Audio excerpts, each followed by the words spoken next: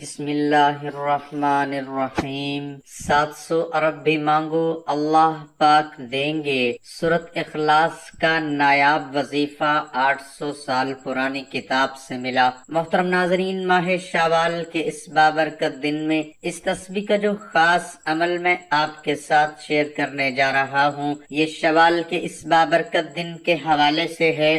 اس دن یہ وظیفہ کر لینا، انشاءاللہ آج کے دن کے اندر ہی معجزہ دیکھنا۔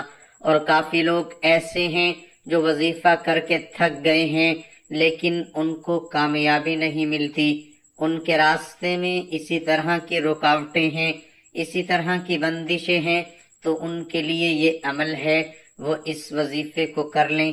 انشاءاللہ اللہ پاک ایسا معجزہ فرمائیں گے، اللہ پاک ایسا کرم فرمائیں گے، آپ کی تمام مشکلات، تمام پریشانیاں ختم ہو جائیں۔ حدیث ہے کہ نبی صلی اللہ علیہ وسلم نے فرمایا، مسلمانوں میں سے جو اللہ کے دین کی مخالفت کرے اسے قتل کر دو، کیونکہ مرتد کی سزا قتل ہے، اور جو شخص لا الہ الا اللہ محمد الرسول اللہ کہے، مواخذہ کرنے کا کسی کو کوئی حق نہیں، مگر جو کوئی حد کو پہنچنے والے جرم کا ارتکاب کرے گا اس پر حد قائم کی جائے گی۔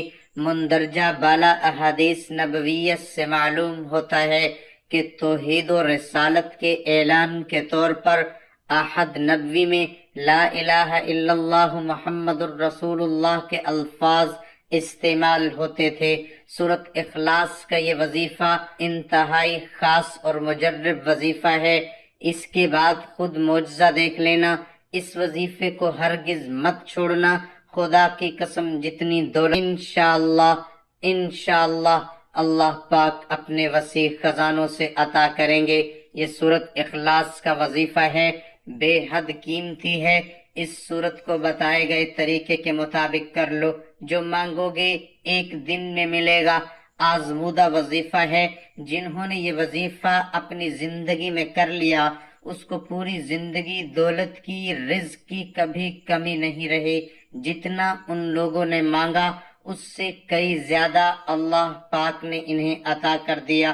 اللہ پاک کا ارشاد ہے، ترجمہ کہہ دیجئے، بے شک میرا رب ہی اپنے بندوں میں سے جس کے لیے چاہے روزی کشادہ کر دیتا ہے اور کے لیے چاہے تنگ کر دیتا ہے، اور جو کچھ تم اللہ کی راہ میں خرچ کرتے ہو اللہ اس کا پورا پورا بدلہ دے گا، اور وہ سب سے بہتر روزی دینے والا ہے۔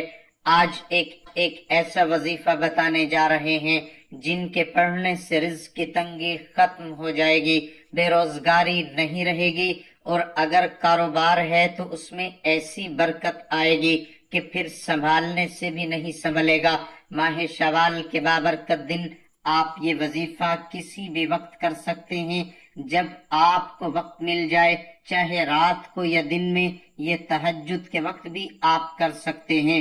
آپ نے یہ وظیفہ باوضو ہو کر مصلی پر بیٹھ کر محمد صلی اللہ علیہ وآلہ وسلم کی ذات پر 7 یا 11 بار درود پاک پڑھنا ہے۔ درود پاک ابراہیمی والا پڑھنا ہے۔ درود پاک پڑھنے کے بعد سورۃ اخلاص کا ایک ایسا مختصر عمل جس سے کاروباری رکاوٹ، بندش، نکاح محبت، خاتمہ بے روزگاری، نافرمان اولاد کو راہ راست کرنے کے لیے لاجواب عمل ہے۔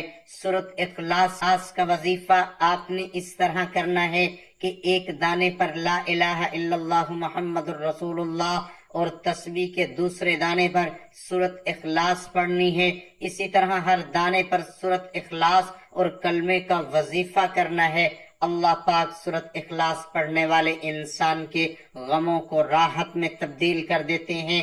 یہ فضائل ہیں جو اس دنیا میں انسان کو حاصل ہوتے ہیں۔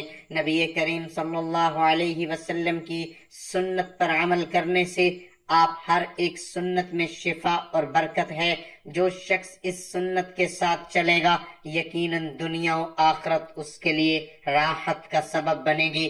اپنے اعمال پر توجہ دیجیے، حقوق العباد لازمی پورے کیجیے، اور حقوق اللہ کا بھی خیال رکھیے، کیونکہ اللہ کبھی بندوں کے حقوق تلف کرنے والے کو پسند نہیں فرماتا۔ قیامت کے دن اللہ اپنے حقوق تو معاف فرما دے گا، حقوق العباد یعنی اللہ کی مخلوق کے حقوق جو آپ نے ادا نہیں کیے ہوں گے ان کو معاف نہیں فرمائے گا، اس پر آپ کو سزا دی جائے گی اور آپ کی نیکیوں سے ان حقوق کو ادا کیا جائے گا۔ آپ اللہ پاک سے اپنی تمام حاجتوں کے لیے، اپنی مرادوں کے لیے دعا مانگ لیجئے گا۔ دعا کے معنی اللہ تعالیٰ سے مانگنے اور اس کی بارگاہ میں اپنا دامن پھیلانے کے ہیں۔ دعا صرف مشکلات، پریشانی یا بیماری سے چھٹکارا پانے کے لیے نہیں کی جاتی، بلکہ لوگ خالق حقیقی کی معرفت سے سرشار ہیں، وہ ان کی بارگاہ میں ہر وقت دعا کرتے قرب الہی حاصل ہو جائے۔ قبولیت دعا کے لیے ایک ضروری شرط یہ ہے کہ آدمی جلد بازی سے کام نہ لے۔ بعض دفعہ ایسا ہوتا ہے کہ آدمی اپنی کسی حاجت کے لیے دعائیں مانگتا ہے، مگر جب بظاہر وہ مراد بھر نہیں آتی تو مایوس ہو کر نہ صرف دعا کو چھوڑ دیتا ہے بلکہ نا امید ہو جاتا ہے۔ دعا کرتے وقت انسان یہ محسوس کرے کہ اسے اللہ تعالیٰ سے استناعت کی شدید ترین ضرورت ہے اور صرف اللہ تعالیٰ ہی کی ذات پاک ہے جو اس مجبور کی دعا کو اس وقت شرف قبولیت سے نوازتا ہے جب وہ اس سے دعا کرے، اور اللہ ہی کی ذات ہر تکلیف کو دور کرنے والی ہے۔ اگر کوئی شخص اس طرح دعا کرے کہ وہ سمجھتا ہو کہ وہ اللہ تعالیٰ سے بے نیاز ہے، اسے اللہ سبحانہ و تعالیٰ کی ذات اقدس سے استعانت کی کوئی ضرورت حاجت نہیں، بلکہ وہ صرف عادت اور روٹین کے طور پر دعا کر رہا ہے۔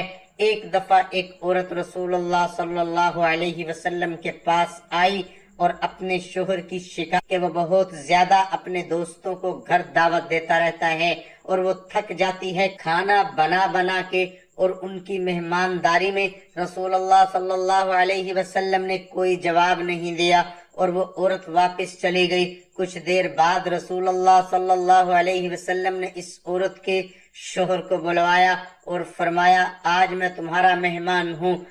وہ آدمی بہت خوش ہوا اور گھر جا کے اپنی بیوی کو بتایا کہ رسول اللہ صلی اللہ علیہ وسلم آج ہمارے مہمان ہیں۔ اس کی بیوی بے حد خوش ہوئی اور وقت لگا کر محنت سے ہر اچھی چیز تیار کرنے میں مصروف عمل ہو گئی۔ اس زبردست پرتکلف دعوت کے بعد رسول اللہ صلی اللہ علیہ وسلم نے اس شخص سے کہا، اپنی بیوی سے کہنا اس دروازے کو دیکھتی رہے جس سے میں جاؤں گا، تو اس کی بیوی نے ایسا ہی کیا اور دیکھتی رہی کہ کس طرح رسول اللہ صلی اللہ علیہ وسلم کے ساتھ گھر سے ہر بچھو اور بہت سے مہلک حشرات بھی گھر سے باہر نکل گئے، اور یہ عجیب و غریب منظر دیکھ کر وہ بے ہوش ہو گئی۔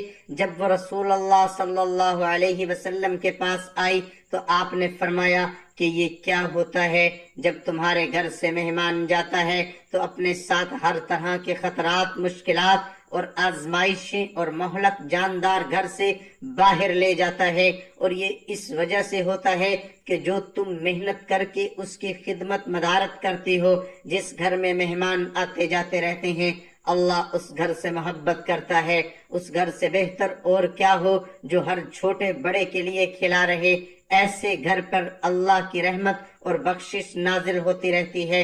رسول اللہ صلی اللہ علیہ وسلم نے فرمایا، جب اللہ کسی کا بھلا چاہتے ہیں تو اسے نوازتے ہیں۔ انہوں نے پوچھا اس انعام سے، اے اللہ کے رسول صلی اللہ علیہ وسلم، آپ نے فرمایا مہمان اپنا نصیب لے کر آتا ہے اور جاتے ہوئے گھر والوں کے گناہ اپنے ساتھ لے جاتا ہے۔ عزیزو جان لو کہ مہمان جنت کا راستہ ہے۔ رسول اللہ صلی اللہ علیہ وسلم نے ارشاد فرمایا کہ جو اللہ اور روز آخر پر ایمان رکھتا ہو وہ اپنے مہمان کے ساتھ بے لوث ہو۔ یاد رہے کہ سورۃ اخلاص کا ایک ایسا مختصر عمل آپ نے اول و آخر درود شریف کے ساتھ 41 مرتبہ پڑھنا ہے۔ کسی بھی نماز کے بعد کسی بھی وقت آپ اس وظیفے کو کر سکتے ہیں۔ اس کے بعد آپ نے اللہ تعالیٰ سے گڑ گڑا کر دعا مانگنی ہے۔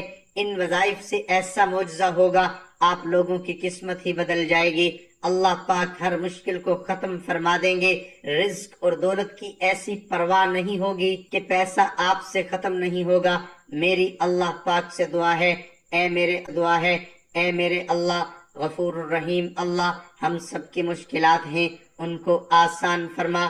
میرے اللہ ہم پر اپنی خاص مہربانی فرما دے، خاص کرم فرما دے، اور میرے اللہ یہ جو سال ہے ان کو خوشیوں کا سال بنا۔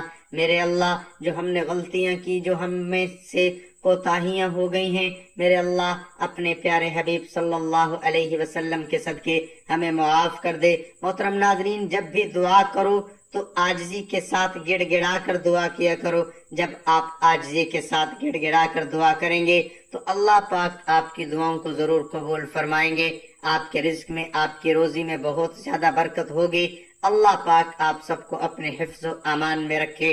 اللہ پاک آپ کی مشکلات کو آسان فرمائے، آپ کے رزق میں، آپ کی روزی میں بہت زیادہ اضافہ ہو۔ دعا ہے کہ اللہ تعالی میرا سنانا اور آپ کا سننا اپنی بارگاہ الہی میں قبول اور منظور فرمائے، آمین ثم آمین۔ تمام احباب سے گزارش ہے اللہ تعالیٰ کے 99 ناموں میں سے ایک نام ضرور ٹائپ